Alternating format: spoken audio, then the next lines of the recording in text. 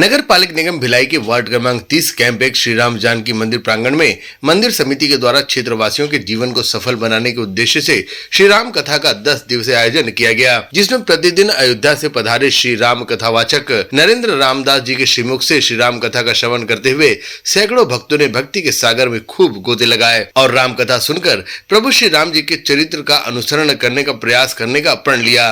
कथा स्थल पर विशेष तौर पर महिलाओं ने बड़ी संख्या में अपनी उपस्थिति दर्ज कराई और अयोध्या से पधारे आचार्य द्वारा प्रस्तुत किए जा रहे संगीतमय कथा का खूब आनंद उठाया।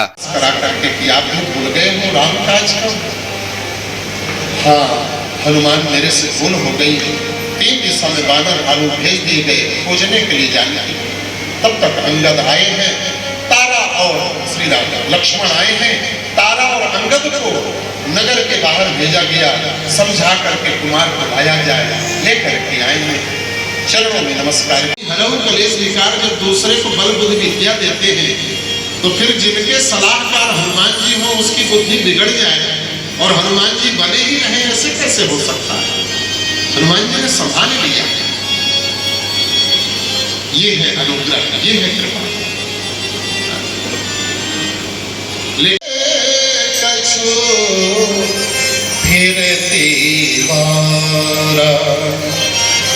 क्या संशय है अंगद को?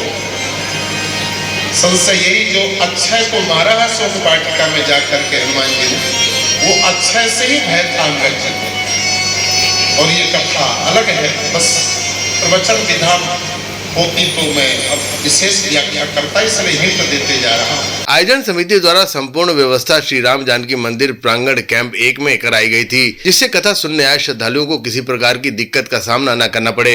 वार्ड 30 की पार्षद सत्या देवी जायसवाल भी पूरे 10 दिन उपस्थित होकर श्री राम कथा का श्रवण किया और न्यूज टीम को बताया कि आज व्यक्ति अपना जीवन या तो भगवत कथा पुराण सुनकर सफल बना सकता है या फिर श्री राम कथा का श्रवण करके। साथ ही आयोजन समिति के सदस्य लिंगेश्वर राव ने भी श्री राम कथा के आयोजन का उद्देश्य बताया। लिंगेश्वर राव, पूर्व अध्यक्ष श्री राम जानकी मंदिर सेवा समिति, श्री हनुमत सेवा समिति और श्री राम जानकी मंदिर सेवा समिति वार्ड क्रमांक 30 प्रगति नगर में के संयुक्त तत्वाधान में 9 दिवसीय राम कथा का आयोजन हुआ। इसमें अपार जनसमूह जुटा और सभी ने भक्तिमय माहौल में इस राम कथा का आनंद लिया। राम हमारे मर्यादा पुरुषोत्तम है, हमारे भगवान है, हमारे पूर्वज है। लोगों ने बड़े भाव से इस राम कथा का श्रवण किया। अयोध्या के पधारे श्री नरेंद्र रामदास जी महाराज के द्वारा राम कथा पर प्रसंग सुनाए गए। उसमें बाल चरित्र से लेकर सीता राम विवाह, राम वन गमन और राज्याभिषेक का प्रसंग प्रमुख है और बहुत ही मधुर संगीत के साथ महाराज जी ने सबको आनंदित किया और भगवान श्री राम सबका कल्याण करे, यही भाव से हम लोगों ने ये आयोजन किया है। लाभ की बात कर रहे हैं तो मैं आपसे पत्रकार महोदय यही बताना चाहूंगी, जीवन का सबसे बड़ा लाभ अगर लेना है तो हमें कथा, भागवत, रामायण ये सब सुनना चाहिए, देखना चाहिए और स्वयं भी रामायण का थोड़ा सा पढ़ना चाहिए, पाठ करना चाहिए, क्योंकि इससे अपने जीवन में बहुत सारी अच्छी चीजें हम अपने जीवन में उतार सकते हैं और प्लस अपने बच्चों के जीवन में भी ला सकते हैं। और इस कथा का उद्देश्य यही है, आज राम जानकी मंदिर में जो कथा हो रही है, इस कथा के माध्यम से हमारे पूरे छत्तीसगढ़ में और हमारे वार्ड के बगल वाला वार्ड जो है, सारे लोग आते हैं और यहाँ पे कथा का रसपान ले रहे हैं और इस कथा से उनके जीवन में भी बहुत सारी चीजें अच्छी होनी है।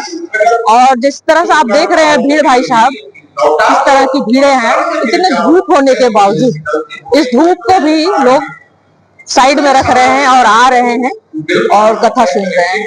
और जिस दिन हमारी कलश यात्रा थी, उस दिन से लेकर के आज तक 9 दिन की भागवत कथा थी और कलश यात्रा जिस दिन हम लोगों ने शुरू की, उस दिन इतना ज्यादा आंधी तूफान बारिश हो लेकिन उतना होने के बावजूद भी हजारों की तादाद में महिलाएं, बहनें, बेटियां सभी आई कलश यात्रा में शामिल हुई है। बहुत ही धूमधाम से हमारी कलश यात्रा निकली यहाँ और हम सब ने भ्रमण किया पूरे गलियों में, पूरे रोडों में और आए यहाँ कलश यात्रा करने के बावजूद।